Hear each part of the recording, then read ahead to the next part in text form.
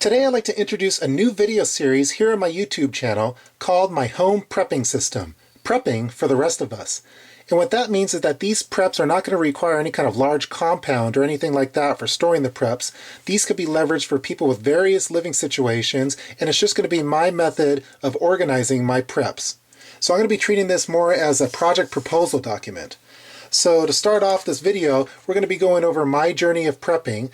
During the first few years here on my YouTube channel, I've gone over things such as my EDC systems, most recently my urban bug out bag project, and those are all part of my prepping hierarchy or my prepping system, which I am planning to expand upon.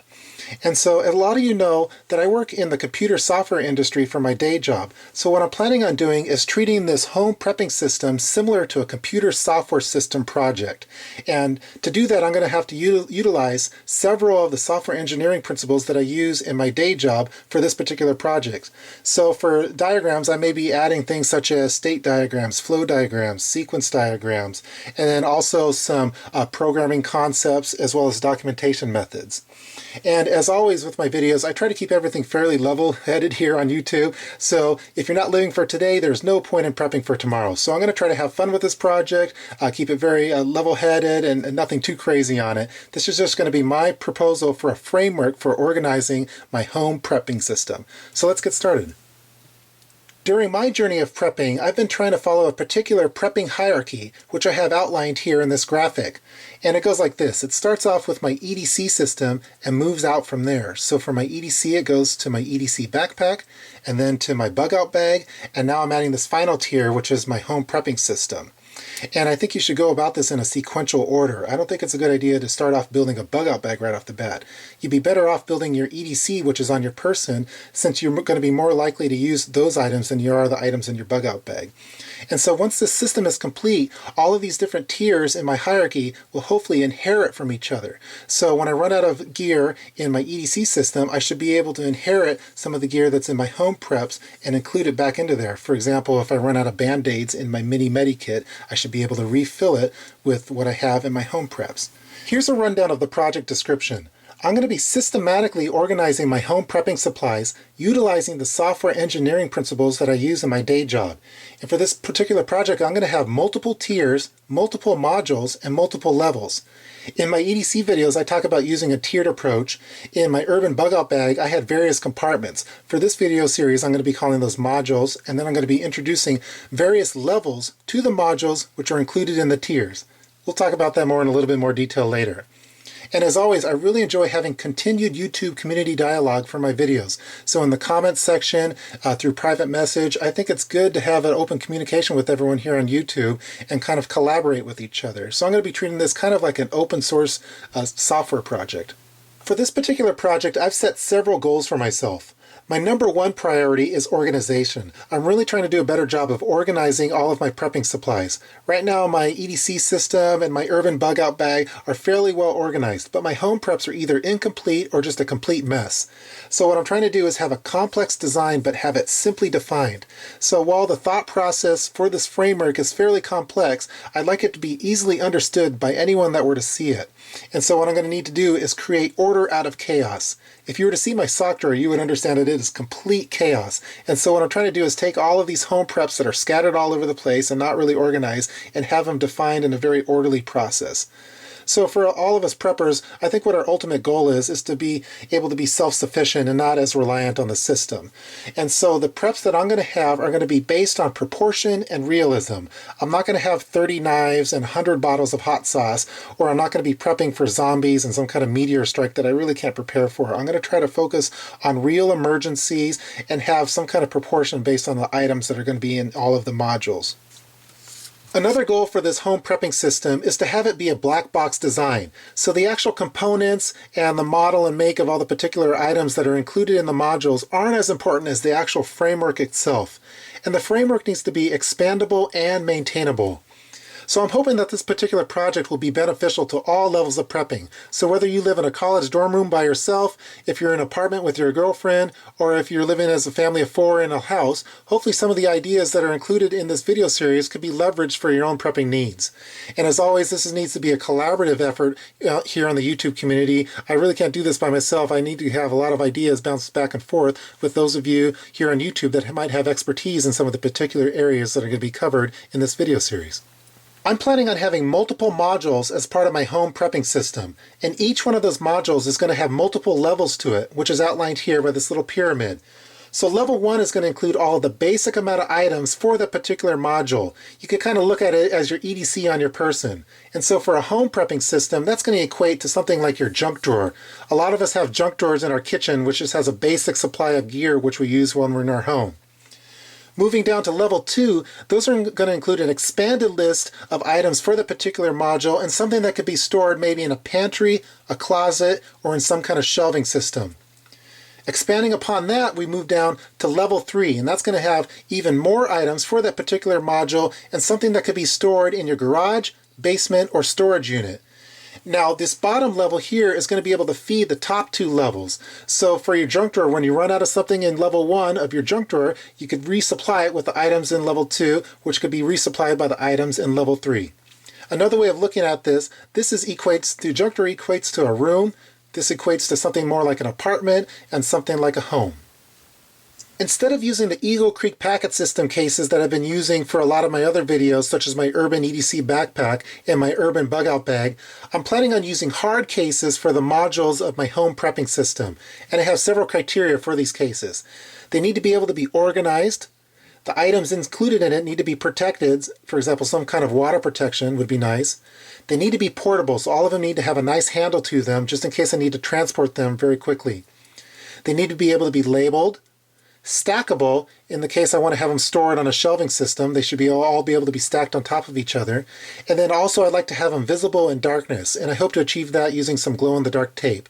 So these are examples of maybe a level 2 case or module and a level 3 module. Let's take a closer look at some of the storage items that I'm going to be planning on using. I'm planning on using several different types of storage cases for the modules of the home prepping system. Starting here in the bottom left-hand corner, I have an example of a level 1 storage case, which is a junk drawer organizer. Moving to its right, here's an example of a battery storage case, which could be considered maybe a level 1 or level 2 for the batteries module. Moving up top here, this is the DeWalt Deep Pro Organizer. It's a nice little organization case which is stackable and latchable and allows you various different organization methods for the items that you insert inside of it. Over here to the right are a couple examples of maybe a level 2 or level 3 storage case. This is a fishing tackle box, which has a lot of different drawers in it and organization methods, and then also a DeWalt one-touch latch toolbox. Now these are both cool because they have a water seal to them, so you're not going to get anything wet that's inside of them. And those are some of the examples of the storage cases for the modules for the home prepping system. For those of you wondering, I am going to be including PDF files for all of the different tiers, modules, and levels that are going to be included in this video series of my home prepping system. And you'll be able to download those by clicking the link that's going to be included in the description box of each of the videos as they come out. For this particular video, you could even download the proposal presentation by clicking the link below in the description box. So I'm going to be storing all of the PDFs that I create in this little 3-ring binder to help me keep organized and have an up-to-date inventory of all the items that are included in my home prepping system. Let's start going through the various tiers for the home prepping system. We'll start off first with Tier 1, and Tier 1 is going to include all of the essentials. So as you might have imagined, that's going to include water and food, which I think are the most important things to have in your home prepping system. And so for this particular tier, I want to have everything be able to be rotated. They're going to be kid tested, mother approved. I like to have variety and flexibility. I don't want to have the same thing over and over as far as food goes. Any kind of add-ons are going to be included in this tier. For example, for water, I'm going to include some kind of water purification as well. The items need to be non-perishable, stuff that I'd actually use, transportable, and storage friendly. And as I mentioned before, each one of these modules or the items in this Tier 1 is going to have multiple levels to it. The next level of my home prepping system is Tier 2, which includes all items and modules for conveniences. So let's take a closer look at this donut chart. So for this particular tier, I have various modules. Let's start up here at the top with batteries, items for warmth, clothing, fire, and that I mean by that fire starting, first aid, hygiene, illumination, money, office, pharmacy, and power methods. And as with before, there's going to be multiple levels for each of those modules in Tier 2. The modules for the final tier, Tier 3, includes items that are considered emergency prep items for my home prepping system. Let's take a closer look at those modules right now. So starting here at the top, we have emergency lighting, sanitation, cooking, entertainment, security, 5 senses, and what I mean by 5 senses is basically protection for your eyes, nose, mouth, ears. Intel, personal, emergency power methods, communication devices, fire prevention, tools, and then an expanded first aid kit which includes items for trauma. And those are all the tiers of my home prepping system. I have multiple possible events that I'm going to be preparing for as part of my home prepping system. And this is a draft. It's subject to change. And your events that you're preparing for may be different than mine depending on your region and what exactly you're preparing for. So I'll just go over the ones that I am going to be covering. So that's going to include blizzards, burglary, earthquakes, economic, fire, flood, heat waves, home equipment failures, power outage, storms, acts of terrorism, tsunamis, and volcanic eruptions. And all of these events are going to interact with the 3 tiers which I highlighted earlier. Let's take a look at this complete system now. By combining tiers 1 through 3 and the possible events that I'm preparing for, that makes up the complete system for my home prepping system. Let's take a closer look. So as you can see, I have tiers 1 through 3 here in the center, starting off in the very middle, which is food and water, which is tier 1, the essentials. Then you move on to tier 2, which includes all the items of convenience. Then tier 3, which are all the emergency prep items.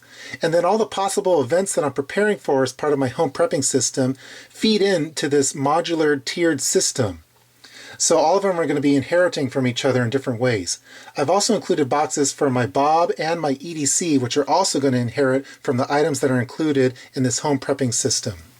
Here's another way of looking at it using a stack diagram of the same complete system. Let's take a closer look. So again, you have tiers 1, 2, and 3 listed here, and then the possible events are going to be interfacing with this tiered system. So you have food, water, here in tier 2, hygiene, illumination, money, those items. Then you have the emergency prep items here in tier 3. And then the possible events are all going to inherit from the items in the complete system stack diagram. For this project, I'm going to be following a prepping development lifecycle, which is an exact clone of the software development lifecycle which I use in my day job. Let's take a closer look at those stages. So starting here at the top, we have a requirements stage. And at this process, I'm going to be trying to outline everything that I'm hoping to achieve for this home prepping system. Afterwards, I'm going to go to more of the design approach, to the very specifics that I want to have included for each of the modules of the various tiers. After the design is complete, I'm actually going to implement it. So I'm going to put everything together, have all the items purchased, put them into the various modules, and then at that point I'm going to be doing some testing of all the modules and the items included in it. And that's going to equate to some YouTube product reviews and things like that. After the testing is complete, I'm going to be moving on to more of a maintenance phase where I'm just fine-tuning everything and getting it in a proper working order. And as you can see, this moves back onto the requirements. So did my end result equate to what I was hoping to achieve in the requirements? This is going to be a lifelong process. It's not going to be a complete system. It's going to go through multiple revisions. It's going to be in a constant state of flux, but that's kind of the nature of a good quality software project as well. And so that's a closer look at my prepping development lifecycle. Here's my timeline and milestones. So as I mentioned earlier, this is going to be a lifelong project. That's kind of what prepping is. There's not going to really be an end to it. There's just going to be various milestones which I'm going to be setting for myself. In 2013, I'm planning on having the design and implementation complete for tiers 1 through 3, as well as levels 1 and 2 of each of those tiers. And I'm also hoping to have just a design draft of level 3, all tiers. I'm planning on doing lots of testing this year for the unique gear and products that are going to be included for this home prepping system, and it's going to equate to YouTube product reviews. For 2014, I'm going to have the design and implementation of Level 3, all tiers, all possible events completed.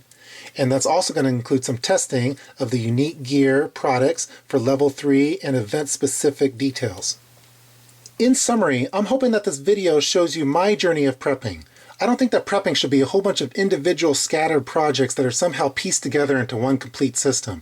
I think it's a good approach to try to create some kind of prepping hierarchy which could be expanded upon over time, and all the items that are included in that hierarchy can interact with each other like a well-oiled machine, similar to how a computer software program interacts with itself.